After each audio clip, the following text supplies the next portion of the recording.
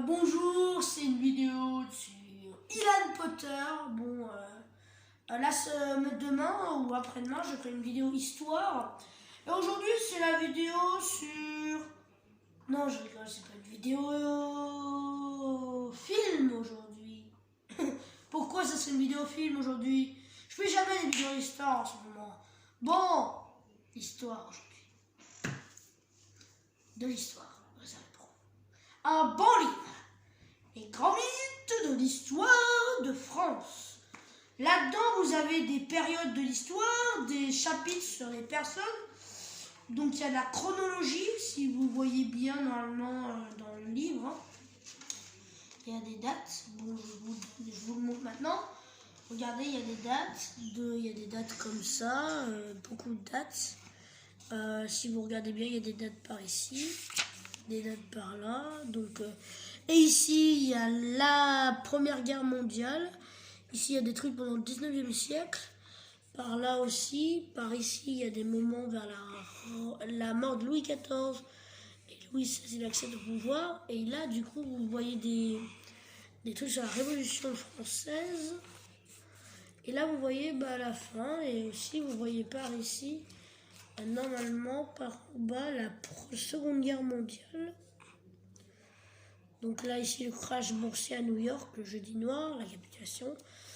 Bon, et du coup, par ici, il y a De Gaulle, tout ça. Donc, vous voyez, normalement. Le livre, c'est les grands mythes de l'histoire de France. C'est un livre de Christian Macarian. On l'écrira dans les commentaires, mais vous ne le montrerez pas. On n'aura pas de lien pour vous le donner. C'est un peu un placement de produit, hein, mais pas vraiment. Parce que sur les gars, on l'a pas demandé que ce soit un sponsor, mais ce livre, vous pouvez l'acheter, voilà. Bon. Donc, comme je vous dis, aujourd'hui, on va parler d'un truc facile. Les Gaulois, vous connaissez tous les Gaulois, Vercingétorix, Jules César. Mais connaissez-vous un peu la partie cachée de ces Gaulois? Bah non. Bon, bienvenue dans un épisode de Histoire. Je rigole. Aujourd'hui, dans cette vidéo des Gaulois, c'était malaisant ce que j'ai fait il y a 2 secondes, hein, je vous rassure. Donc, comme je vais vous dire, dans cette vidéo histoire, on va parler des Gaulois. Pour vous, est-ce que la Gaule, c'était un seul pays? Pour vous, est-ce que c'était vraiment qu'un seul pays? Il y avait un gouvernement, un roi gaulois?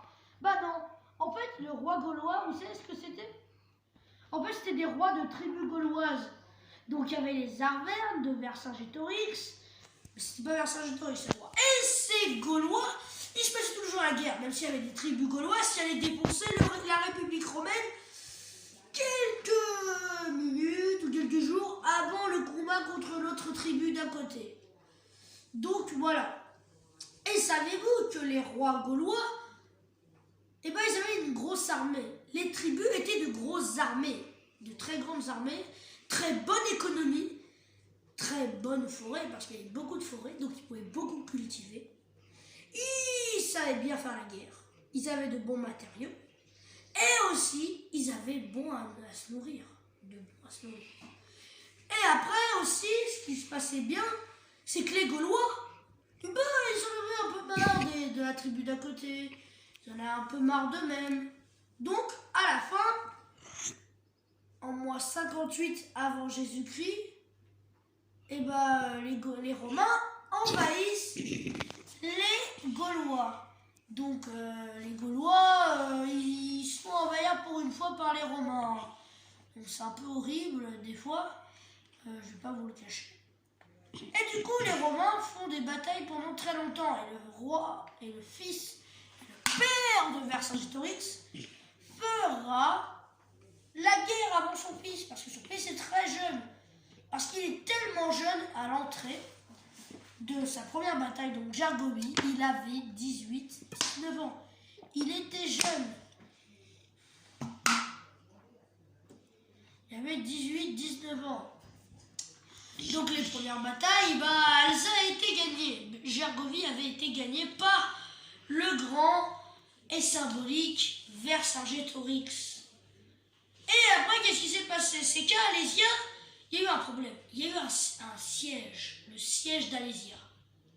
Ce petit village qui avait recueilli l'armée de Vercingétorix, il y a eu un problème en fait. Jules César avait encerclé de ses cabanes armées où il y avait ses lieutenants, ses sergents, et devant il y avait toutes ces troupes qui faisaient des conneries, qui se parlaient, tout ça, qui jouaient, et qui allaient faire la guerre quelques jours plus tôt pour défoncer le cul à des Gaulois. Sauf qu'il y avait des Gaulois qui devaient aller donner à manger dans leur forêt cultivée avec de la serre, avec des choses, pour aller le donner à la tribu gauloise de Vercingétorix pour qu'ils mangent, qu'ils se nourrissent, qu'ils ont de l'eau, parce qu'à l'époque, il n'y avait pas de courante, on ne pouvait pas aller chercher dans le supermagasin, donc il n'y avait rien. Sauf que Jules César, il leur a dit, toi, tu passes pas. Si tu passes, t'es zigouillé, t'es tué. Donc, t'as compris, je pense. Hein. Donc, voilà. Et le problème de Vercingétorix, c'est qu'il ne pouvait pas survivre. Donc voilà, la bataille a fini par un cauchemar. Vercingétorix donne ses armes à Jules César. Pourquoi il a fait ça? Pourquoi? Et on était bien en train de se battre. C'est trop s'enculer là. On aurait pu les défoncer ces vieux schnocks. C'est pas possible. Vous êtes sérieux? On a gagné? Non, t'as perdu. Ah oui, il avait perdu très clairement. Ses soldats étaient en train de chialer à côté. Hein. Ils avaient peur. Ah ouais, nous on a gagné. Non, t'as pas gagné. T'es que la petite merde de la prairie. Qui a perdu, qui a pas gagné son audition dans la petite maison dans la prairie. Et ouais, même si le cinéma ça n'existait pas, après 2000 ans ça existait. Malaisant 2000. Bon, du coup, les combats continuent. Jules César gagne, surtout. Et il amène Vercingétorix. Et il l'assassina dans les prisons de Rome en 1946. Après bon, ça m'a fait plaisir de faire cette petite vidéo parce que c'était les Gaulois. Et je pense que vous en savez plus sur les Gaulois. C'était des bonnes tribus, bien moustachues aussi. Et ma prochaine vidéo, du coup, qui sera sur les films, comme je vous ai pas dit, il y aura de nouveaux concepts comme le paranormal et le gaming. Il y en aura, ce sera du FIFA, de Assassin's Creed, il y aura des choses, du Call of aussi. Et du coup, voilà, donc ça serait plutôt bien de faire des vidéos comme ça. En plus, des fois, vous verrez World Gaming, mon ami qui est pas là pour ses premières vidéos. Un autre youtubeur, je ne connais pas le nom de sa chaîne, qui est un de mes amis aussi, qui viendra peut-être. Je ne suis pas de gros youtubeurs, je vous le rassure. Vous voyez, dans la communauté chaîne, vous voyez, j'ai des chaînes YouTube où je me suis abonné. Les premières, abonnez-vous surtout aux premières, elles sont passionnantes.